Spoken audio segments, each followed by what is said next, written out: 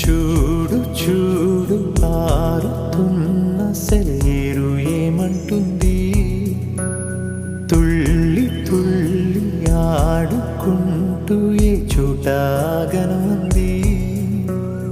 నింగిలోని నీలి మేఘమేని అన్నది, రాగాలు పాడుకుంటూ హాయిగా తేలి తేలి పొమ్మన్నది, నాతో కలిసి రమ్మన్నది.